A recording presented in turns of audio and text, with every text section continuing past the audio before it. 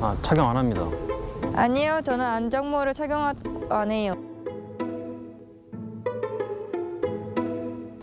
등록 안 하고 타고 있어요. 아니요, 저는 면허가 없어서 등록하지 못하고 있어요. 근데 사고 날 뻔해서 브레이크 밟다가 넘어진 적이 있어요. 저는 사고는 안 났는데 제 앞에서 바로 사고 난 거 본 적은 있어요. 네, 요즘에 많이 보는 것 같아요. 아니, 없어요. 보긴 했는데 1인만 탑승했을 때보다는 별로 보지는 못했습니다. 되게 위험천만하고 빠른 속도로 달리다 보니까 제가 너무 불안하더라고요. 저는 좀 위험하다 생각해요. 막 가다가 이렇게 좀 빠질 수도 있으니까 사람이 치일 수도 있고 약간 자전거처럼 자전거 도로 같은 데 타야 된다고 생각해요. 인도에선 타면 안 될 것 같아요. 타는 건 자유긴 한데 이제 인도에서 타다 보면 사람들이랑 부딪힐 뻔한 일도 많아서 좀 염려가 되기도 합니다. 제가 인도에서 핸드폰 보면서 걸을 때가 많은데 이제 앞에서 오는 거 못 보고 사고 당할 뻔한 적이 있습니다. 사고가 날 뻔한 적 본 적은 없지만 가끔씩 그 도로에 갑자기 툭 튀어나와가지고 약간 좀 위험했던 적을 아빠 차 안에서 본 적은 있어요. 네, 딱 한 번 휴대폰 보고 가는데 누가 훅 지나가길래 부딪힐 뻔한 적이 있었습니다. 이 전동 킥보드 어느새 50만 대가 거리를 누비고 경기도 있습니다. 평택의 한 아파트 단지에서 킥보드를 타던 초등학생이 주차장으로 킥보드를 들어가던 타고 차량에 치여 출근하던 숨졌습니다. 50대 남성이 굴착기와 부딪혀 숨졌습니다.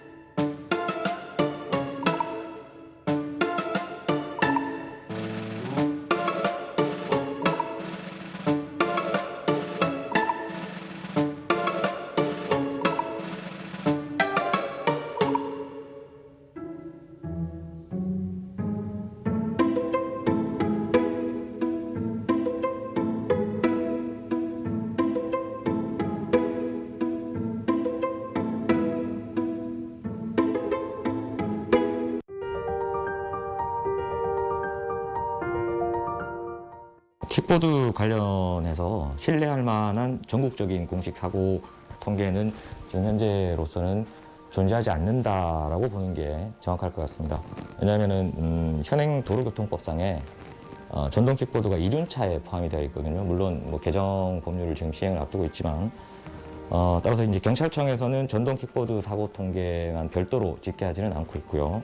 그리고 이륜차 사고에 그냥 포함돼서 보고되고 있기 때문에 최근에 얼마 전에 이제 삼성교통문화연구원에서 발표한 자료에 따르면은 지난 3년간 총 한 488건이 전동 킥보드 관련해서 사고로 보고가 되고 있다. 뭐 그런 자료들이 있고요. 서울시 소방재난본부에서 자전거 등 관련한 사고로 구급 신고가 들어와서 있었던 그런 건수를 보면 만 놓고 볼 때 2017년부터 2019년까지 전동 킥보드 관련해서 구급 출동을 했던 건수가 247건 정도로 보고가 되고 있는데 개인적으로 볼 때는 실제 사건 수는 이거보다 훨씬 더 많지 않겠는가 그렇게 생각하고 있습니다.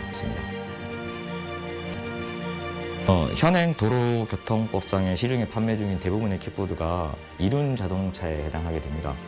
하지만 올해 12월 10일부터 이제 도로교통법 개정안이 시행이 되는데요. 이 개정안에 따르면은 이륜 자동차로 법률 적용을 받던 대부분의 전동 킥보드가 개인형 이동장치라는 그런 새로운 어떤 개념에 포함되게 돼서 자전거와 동일한 수준의 규제를 받게 되는 셈이 됩니다.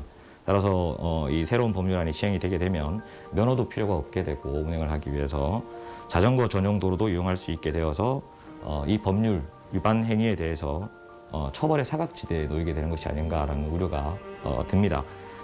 따라서 법규 위반으로 사고를 발생시킨 운전자를 처벌할 수 있는 법적 근거가 개정 법률안이 시행이 되면 거의 사라지게 된다라고 봐도 무방할 것 같습니다.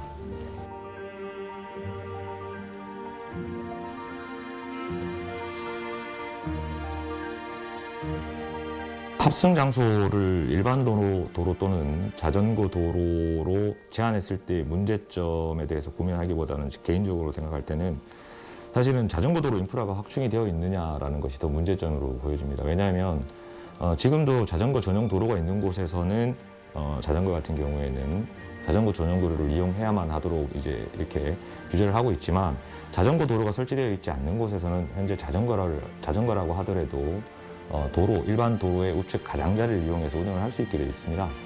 그래서 이 각각의 어떤 도로를 이용할 때 장단점에 대해서 어떤 문제점에 대해서 고민을 하는 것보다는 이 자전거 도로가 실질적으로 이용할 수 있을 만큼 어떤 인프라 확충이 더 시급한 문제가 아닌가.